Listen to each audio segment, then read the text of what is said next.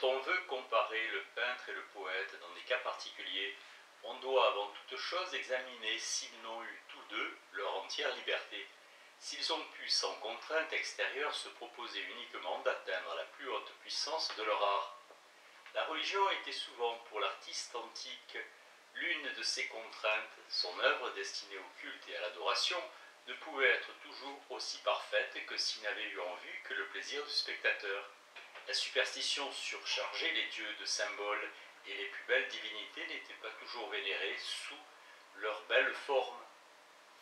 Bacchus était représenté avec des cornes dans son temple de Lemnos, d'où la pieuse Hypsipyle fit évader son père en lui faisant prendre l'apparence du dieu. Sans doute l'était-il également dans tous ces temples, puisque les cornes étaient un symbole qui le caractérisait. Seul l'artiste exécutant librement un Bacchus non destiné à un temple pouvait omettre ce symbole. Et si parmi ces images conservées, nous n'en trouvons aucune qui soit cornue, peut-être est-ce une preuve que nous ne possédons aucune de ces statues consacrées et réellement destinées à son culte. Il est de toute façon très probable qu'au 1er siècle du christianisme, la rage des pieux destructeurs s'exerçait principalement sur ces dernières et qu'ils n'ont ménagé çà et là que les œuvres qui n'étaient pas souillées par l'idolâtrie. Or, comme parmi les pièces antiques découvertes, il y en a des deux sortes, je voudrais qu'on appliquât le nom d'œuvre d'art qu'à celle où l'artiste a pu se montrer véritablement tel, c'est-à-dire où la beauté fut son seul et unique but.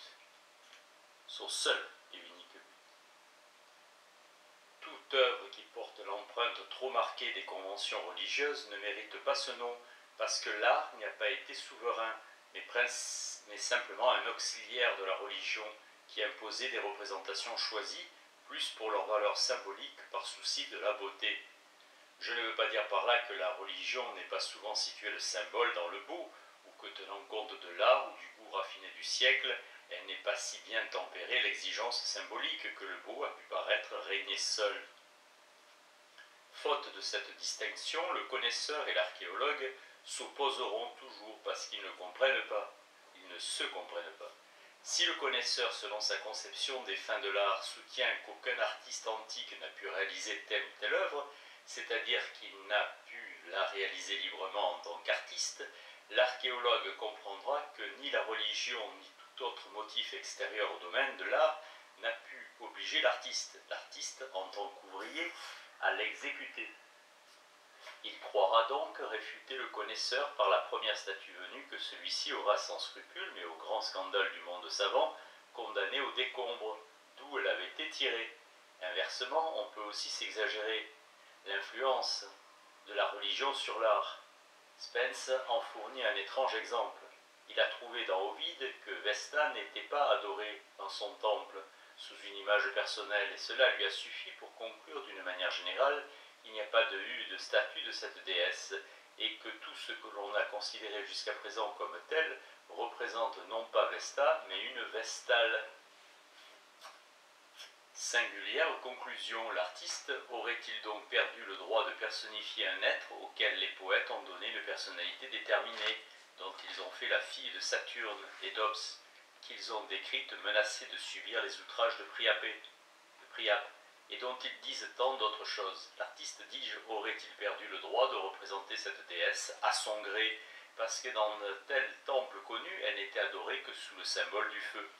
Spence commet de plus la faute d'étendre indistinctement à tous les temples de Vesta et à son culte en général ce qu'Ovide a dit d'un certain temple, celui qu'elle avait à Rome. Elle n'était pas adorée partout comme dans ce temple de Rome, elle ne l'était même pas en Italie avant que Numa n'eût élevé ce sanctuaire. Numa voulait qu'on ne représentât aucune divinité sous forme humaine ou animale, et sa réforme du culte de Vesta consistait sans doute à en bannir toute image personnifiée de la déesse. Ovide lui-même nous apprend qu'avant le temps de Numa, il y eut dans le temple de Vesta des statues de la déesse, qui, de honte, se voilèrent les yeux de leurs mains virginales quand leur prêtresse Sylvia devint mère. Que dans les temples de la déesse hors la ville, dans les provinces romaines, son culte ne fut pas complètement conforme aux prescriptions de Numa. C'est ce qui paraît prouvé par diverses inscriptions anciennes qui font mention d'un pontife de Vesta. À Corinthe, Corinthe aussi se trouvait un temple de Vesta sans statue, avec un simple autel sur lequel on faisait des sacrifices à la déesse. Mais en résulte-t-il que les Grecs n'eurent pas de statue de Vesta? À Athènes, il y en avait une dans le Prytanée, près de celle de la Paix. Les habitants de Iassos se vantaient d'en posséder une autre, à ciel ouvert, sur laquelle ni pluie ni neige ne tombait jamais. Pline en cite une assise, due à Scopas, et qui se trouvait de son temps à Rome dans les jardins serviliens. J'admets qu'il nous soit difficile aujourd'hui de distinguer une simple vestale de Vesta elle-même. Cela prouve-t-il que les anciens ne le pouvaient pas non plus, ou même qu'ils ne voulaient pas les distinguer? Certains attributs semblent pourtant pouvoir nous orienter. Le spectre, la torche, le palladium ne peuvent guère être que ceux de la déesse.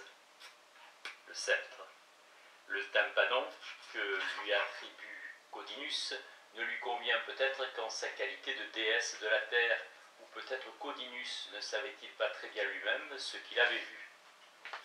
Je note encore un étonnement de Spence qui montre clairement qu'il a dû réfléchir bien peu sur les limites de la poésie et de la peinture. Surtout en ce qui concerne les muses, dit-il, il est étrange que les poètes soient si réservés dans leur description, bien plus réservés qu'on ne devait s'y attendre lorsqu'il s'agit de déesses, à qui ils doivent tant. Cela ne revient-il pas à s'étonner que, quand le poète parle des muses, il ne le fasse pas dans le langage muet du peintre? Uranie est pour les poètes la muse de l'astronomie. Par son nom, par ses actes, nous connaissons ses fonctions. L'artiste, pour la faire reconnaître, est obligé de lui mettre à la main un bâton, avec lequel elle indique une sphère. Ce bâton, cette sphère, cette pose sont pour lui l'alphabet, au moyen duquel il nous fait épeler le nom d'Uranie. Mais lorsque le poète veut dire Uranie avait depuis longtemps prévu sa mort par les astres, pourquoi lui faudrait-il ajouter, en se reportant à l'œuvre du peintre, Uranie tenant à la main le radius, la sphère posée devant elle? Ne serait-ce pas comme si un homme qui a le pouvoir et le droit de parler se servait néanmoins des signes que les muets du sérail ont inventés, faute de posséder la voix? Spence montre encore la même surprise à propos des êtres moraux, c'est-à-dire de ces divinités que les anciens font présider aux vertus et à la conduite de la vie des hommes. Il est digne de remarque, dit-il, que les poètes romains donnent sur les meilleurs de ces êtres moraux bien moins d'indications qu'on ne devait s'y attendre. Les artistes sont sur ce point beaucoup plus riches, et celui qui veut savoir quel extérieur on prêtait à chacun d'eux n'a qu'à consulter les médailles des empereurs romains. Il est vrai que les poètes en parlent souvent comme de personnes, mais en général ils ne disent que très peu de choses de leurs attributs et de leur costume du reste de leur extérieur. Quand le poète personnifie des abstractions, elles sont assez caractérisées par leur nom et par les actions qu'on leur prête. Ces moyens manquent à l'artiste. Il faut donc qu'il donne à ces abstractions personnifiées des emblèmes qui les rendent reconnaissables. Ces emblèmes, étant une certaine chose et en signifiant une autre, font de ces êtres des figures allégoriques. Une femme tenant un frein à la main, une autre appuyée sur une colonne, sont dans l'art des êtres allégoriques. Une colonne. Chez le poète, la modération et la fermeté ne sont pas des êtres allégoriques, mais seulement des abstractions personnifiées. Les emblèmes de ces êtres chez l'artiste ont été inventés par la nécessité, car c'est son seul moyen de faire comprendre ce que signifie telle ou telle figure.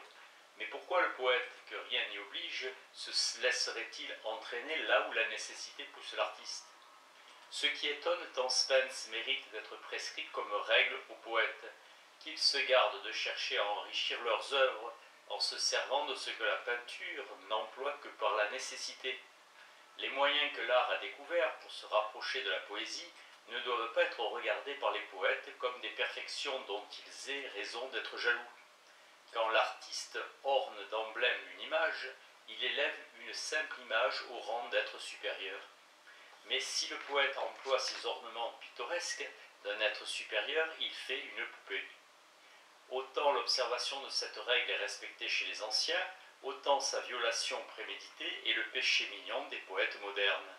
Tous leur tous leurs êtres imaginaires vont en masque, et les poètes, qui s'entendent le mieux à cette mascarade, sont aussi presque toujours ceux qui s'entendent le moins à la partie la plus importante de leur art, c'est-à-dire à faire agir leurs êtres et à les caractériser par leurs actions. Cependant, parmi les attributs dont les artistes se servent pour distinguer leurs abstractions, il en est une sorte qui est plus susceptible et plus digne d'être employée par le poète. Je veux parler de ceux qui, à proprement parler, n'ont rien d'allégorique, mais que l'on doit considérer comme des instruments dont les êtres, à qui on les attribue, se serviraient ou pourraient se servir s'il s'agissait comme des personnes réelles, s'ils agissaient comme des personnes réelles. Le mort dans la main de la modération, la colonne sur laquelle s'appuie la fermeté sont entièrement allégoriques et ne sont donc d'aucune utilité pour le poète. La balance dans la main de la justice, elle est déjà moins, parce que l'emploi équitable de la balance est effectivement une partie de la justice. Mais la lyre ou la flûte dans la main d'une muse, la lance dans la main de Mars, le marteau et les tenailles dans les mains de Vulcain ne sont nullement des emblèmes. Ce sont seulement des instruments sans lesquels ces êtres ne pourraient accomplir les opérations que nous leur attribuons. De ce genre sont les attributs que les poètes anciens font parfois entrer dans leur description, et que, à cause de cela, pour les distinguer des attributs allégoriques, je nommerai attributs poétiques. Ceci désigne la chose elle-même, cela quelque chose de simplement analogue. Le conte de Quélus semble exiger lui aussi que le poète orne d'attributs allégoriques les êtres imaginaires. Le conte s'entendait mieux en peinture qu'en poésie. J'ai cependant trouvé dans l'ouvrage où il exprime cette exigence matière à des réflexions assez importantes, dont je consigne ici l'essentiel pour un examen plus attentif. Selon son idée, l'artiste devrait se familiariser étroitement avec le plus grand poète descriptif, avec Homère, cette seconde nature. Il découvre dans l'histoire traitée par le poète grec une matière riche et inexploitée d'excellents tableaux. Il promet à l'artiste un succès d'autant plus complet qu'il suivra de plus près les moindres détails indiqués par le poète. Ce conseil confond les deux sortes d'imitation que nous avons distinguées plus haut. On veut que le peintre imite non seulement ce que le poète a imité, mais encore qu'il imite sous la même forme, qu'il se serve non seulement du poète comme narrateur, mais encore comme poète. Mais cette seconde sorte d'imitation, si préjudiciable au poète, ne le serait-elle pas aussi à l'artiste?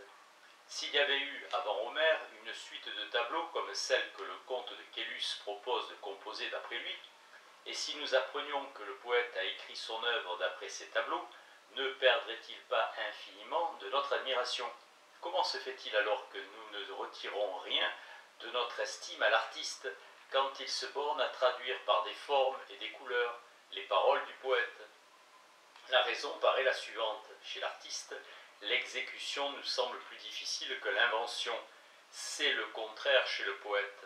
Si Virgile avait emprunté à la sculpture l'idée de montrer Laocoon et ses enfants pris dans le même nœud, le principal et le plus grand mérite de son œuvre lui serait alors enlevé. Il ne lui resterait que le moindre, car il est plus important d'imposer d'abord cette idée à l'imagination que de l'exprimer par des mots. Si au contraire l'artiste l'avait emprunté au poète, il conserverait encore à nos yeux un mérite considérable, bien que celui de l'invention lui fût retiré, car l'exprimer dans le marbre est infiniment plus difficile que l'exprimer par des mots.